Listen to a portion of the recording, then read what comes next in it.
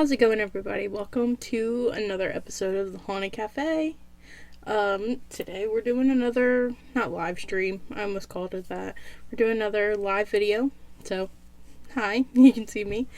Today we're going to be talking about hannahcranna. And hannahcranna, I think that's how you pronounce it, is a witch from Connecticut. But before we get into all of that, today we have a nice cup of tea. Underneath a bunch of stuff. So the tea is by Stash again. It's once again from that green box. It is Earl Grey tea. So it's black tea and green tea. So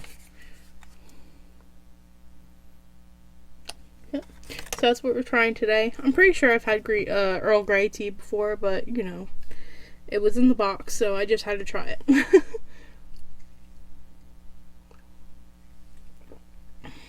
Yeah, that's really good. And it's a nice, simple tea. It's not too, like, simple tea. It's not too, like, crazy over the top. It's just, like, you know, it's like black tea. It's a mix of black tea and green tea. So if you know what those two taste like, add them together, and that supposedly is Earl Grey. So, I like it.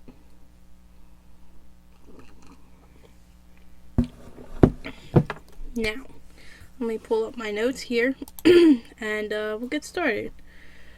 So, like I said, today we're going to be talking about a legend about a witch. Like I said as well, the legend takes place in the state of Connecticut, in the town of Monroe. There's a town near us, named Monroeville, so I keep wanting to say that, but it's just Monroe.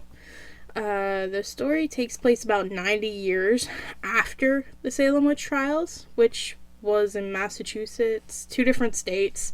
It's about like 2 hours away from Connecticut, but it's still relevant because at the time, Puritans thought of the Salem witch trials as an embarrassment of the government. So, like, while it may be in two different states, it's, you know, it's still relevant. It's like anything that happens, like I'm in New Jersey, so anything that happens in like Delaware or Pennsylvania or even New York, like, it's still relevant enough that it affects me here in New Jersey. So you know what I mean. So like I said, they thought of it as like this huge embarrassment of the government, because basically they went on this huge rampage killing people, you know, for no reason, saying that they were witches. But, you know, if you know anything about the Salem witch trials, you'll realize that pretty much that was just almost, I don't want to say a scam, but it was almost like it was a witch hunt to kill people that were either less fortunate or women that were outspoken, pretty much anybody that was against the higher ups, you know. But anyway, we're not talking about the Salem witch trials, but it's obviously important.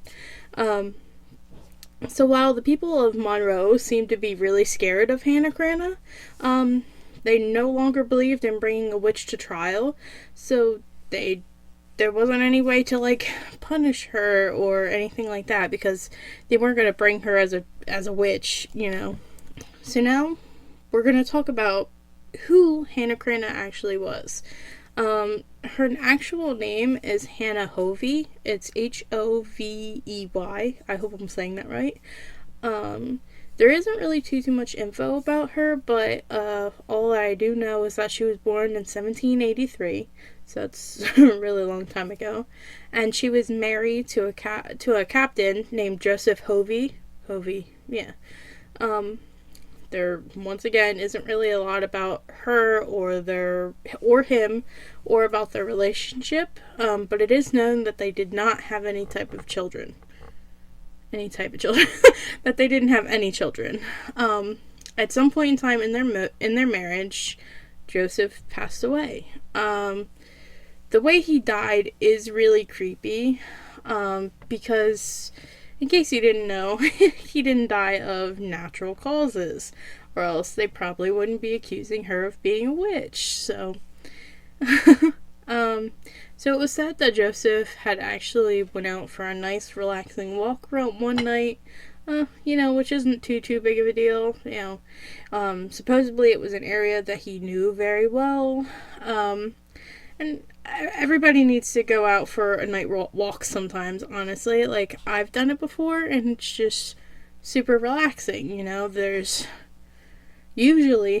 no busy like streets, no bunch of people, kids playing, which it's just very calm, peaceful, nice. It's a good time to clear your head, but it can be dangerous, obviously. So, so it was said that he went out for a nice walk one night. It was in an area that he knew very well. It was kind of in the middle of like a foresty area, but like I said, it was somewhere he knew. Well, it's a little intense. As he was walking around and just enjoying the night, he fell off of a cliff in an area that he supposedly knew like the back of his hand. Yeah, he fell off of a cliff. Like, that to me is just nuts. I would not be walking anywhere that I knew that there was a cliff even slightly like over there. So, especially at night. Maybe daytime I'd be fine with it, but definitely not around the nighttime.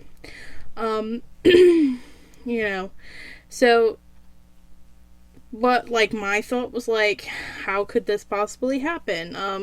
I could see us going for a walk nowadays, because depending on where you live in the world, it can honestly be pretty bright at night now. Like, if I were to step outside my apartment, I could pretty much see everything. Maybe not to an exact detail, but I can say that there's buildings over here, building over there, like, but what I realized is that back then there was obviously like zero streetlights, especially in the forest, obviously, not where he was walking.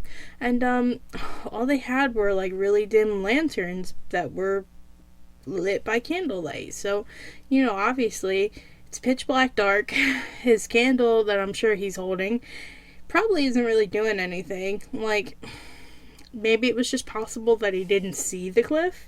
Maybe he thought that it was a lot farther away than it actually was. And before he realized it, he was over the cliff and, sadly passed away.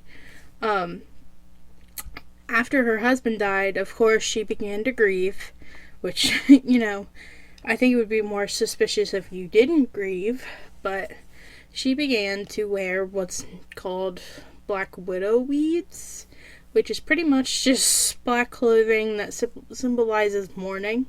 And she continued to live alone with her chickens, which sounds like a life. I mean, it's obviously sad that her husband passed away, but, there's not much that you can do after that. So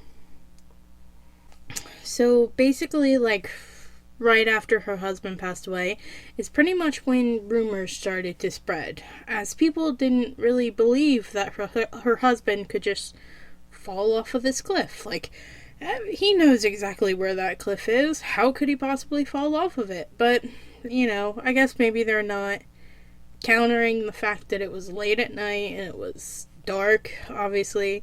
And honestly, I feel like he just couldn't fucking see. Like, it's dark. The townspeople of Monroe thought that Hannah had cast a spell that somehow confused her husband, Joseph, enough to actually wander to that cliff. And then, from then on, she carried the name hannahcranna. So, I looked up the last name, Cranna. I'm not sure if this actually relates to why they called her hannahcranna, but Cranna is actually means a rocky or a lofty place. So rocky maybe because he fell off of a cliff. That's the only reason why I can think why they would call her hannahcranna, besides the fact that it's very catchy, So, obviously, her neighbors began to believe that she was a witch, and they believed that for some reason her home and her property were protected by a crap ton of snakes. Now, I don't know what type of like environment this house was surrounded by, but it could have just been really lush like soil and really a nice place for snakes to roam, so that they did start to like acclimate there.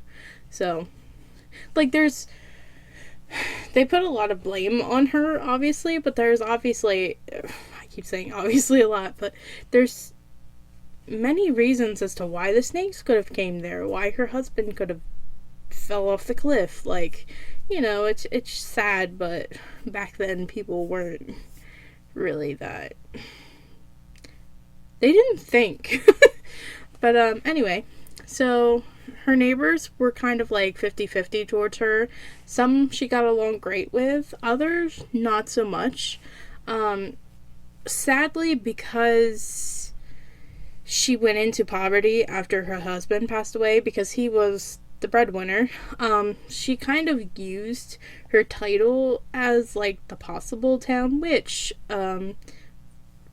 to her advantage.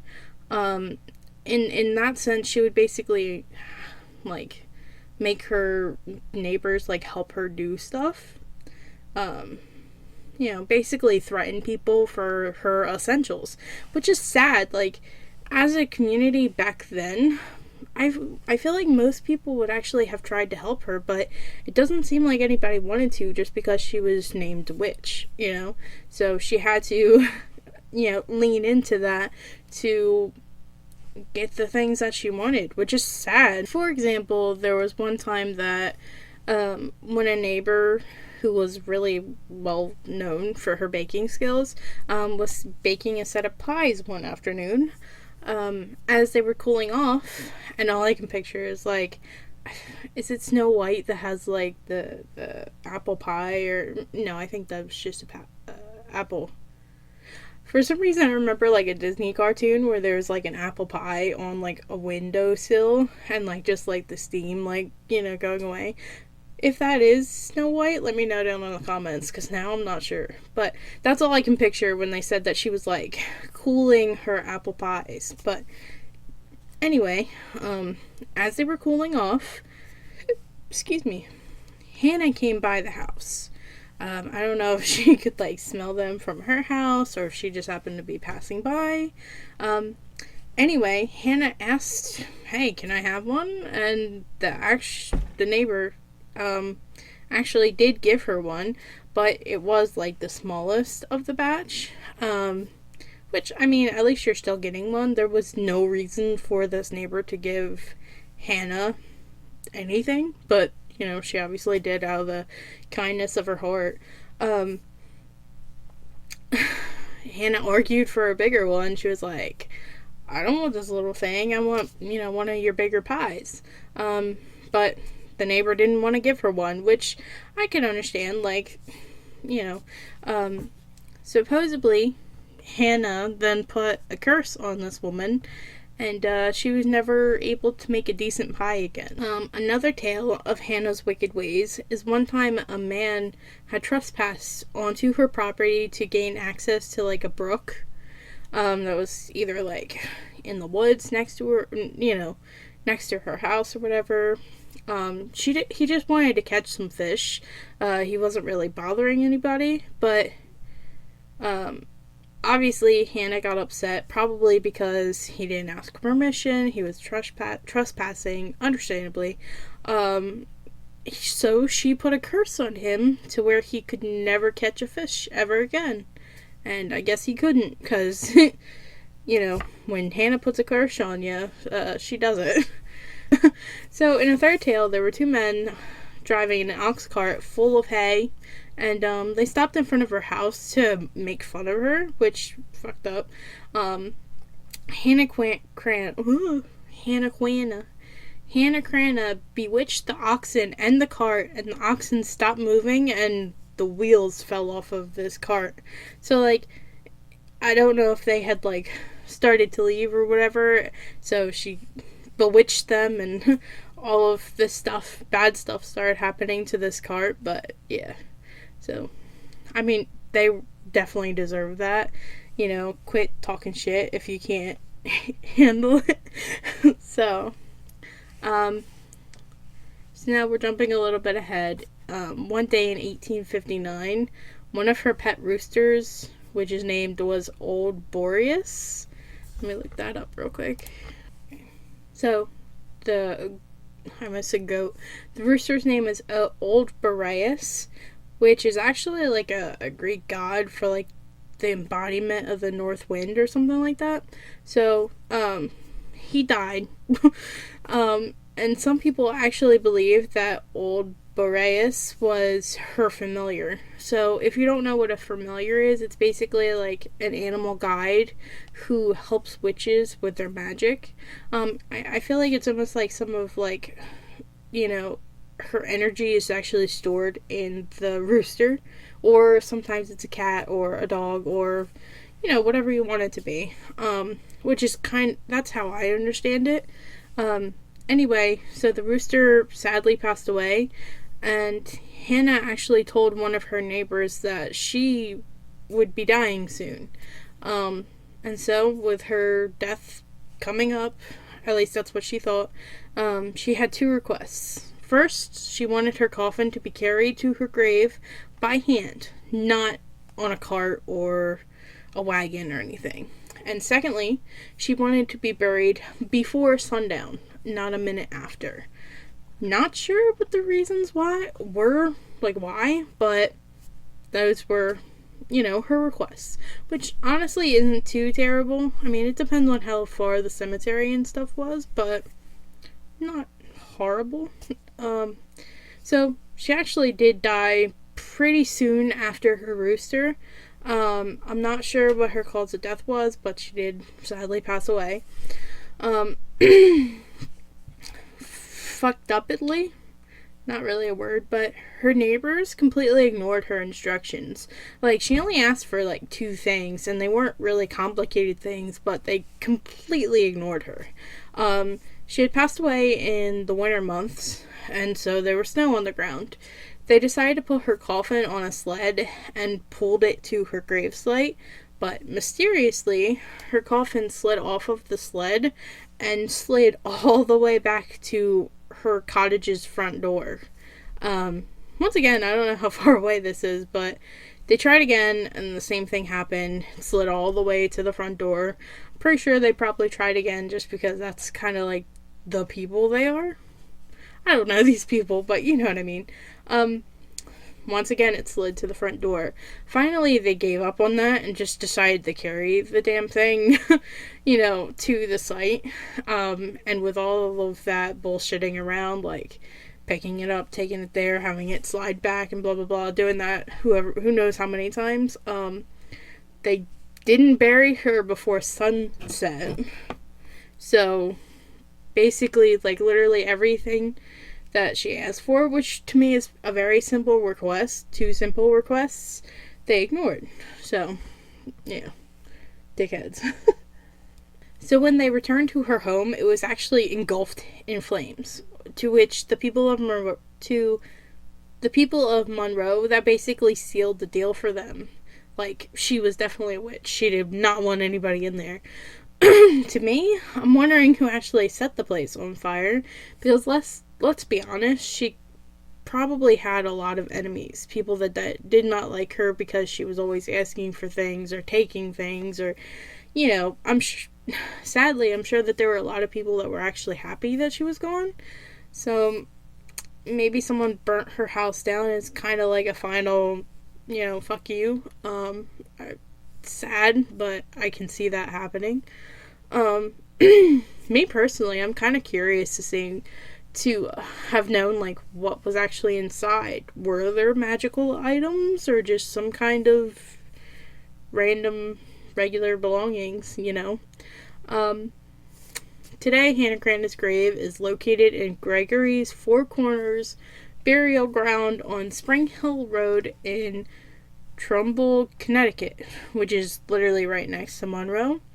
Her grave itself is actually really close to the road, and it's kind of like up on a hill, so I'll try and show you a picture somewhere here. According to the most recent reports, if you drive past her grave at night, you can see some kind of like spooky figure run across the road. People believe this is Hannah. Not sure why she's trying to like get run over by a car, but that's supposedly the tale. Yeah.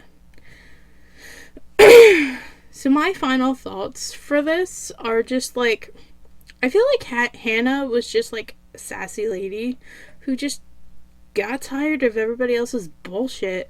Like, no one really seen, there isn't really much like info about her life before her husband's death, so I'm not really sure how she was before like all these rumors started, but it didn't really seem like anybody necessarily cared about her after her husband's death.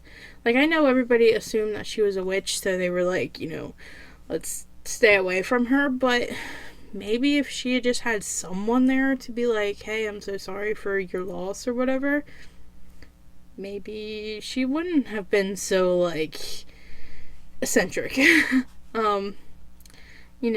Back in that time period, if you didn't exactly, like, follow society standards, you were pretty much considered demonic, almost. Like, if it was a woman that spoke her mind, shit would hit the fan. Like, that's why the Salem witch trials got so bad, because there were women who were speaking out against the trials, and then they ended up being accused as witches. So you kind of really had no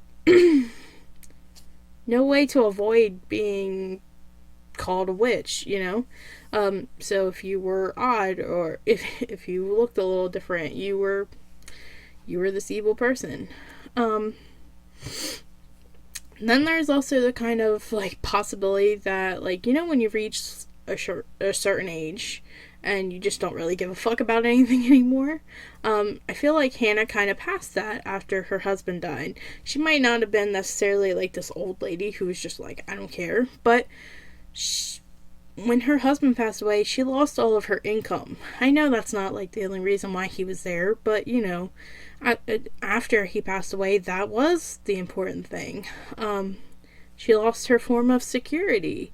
I don't really understand why she would have cursed her husband to fall off of I don't really understand why she would have cursed her husband to fall off of a cliff if it would have put her in such, like, poverty.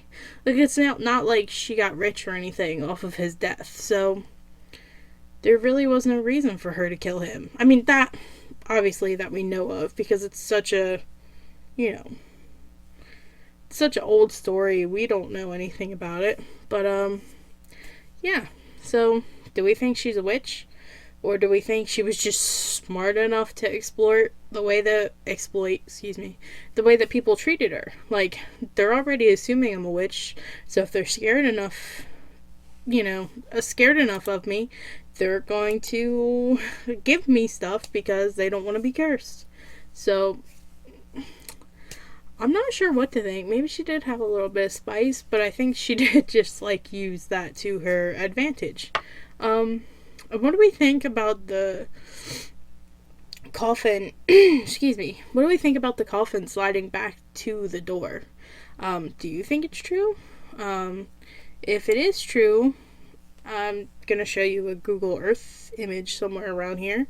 The cemetery is actually really hilly. Like, I was looking at the pictures of her site, and like I could see it like sliding away. Her coffin sliding away. I don't really see it sliding all the way back to like a house or something, her cottage, however far away it was, but I do see it sliding, so maybe it like started to slide, like maybe it was just like icy, so it started to slide in the direction of her house, and everybody was like, she's trying to go back home. Like, so we can't, with this type of a story, since it's so far away, so far in the past, we can't take all of the information to truth. We can only take like little bits of it, grain of salt. But I mean, obviously, this is a really interesting story. It's a really interesting tale. It makes you wonder, like, how much of it's true, how much of it's false. The world may never know. No. But yeah. So, that's the story of hannahcranna. Yeah, I really enjoyed this story. I think she's an icon. I mean, if she killed her husband, I don't know why she would do that, because there didn't seem to be a reason to, but we'll never know. So let me know what you think down in the comments below. Thank you guys so much for listening, and we'll see you next time. Catch you later.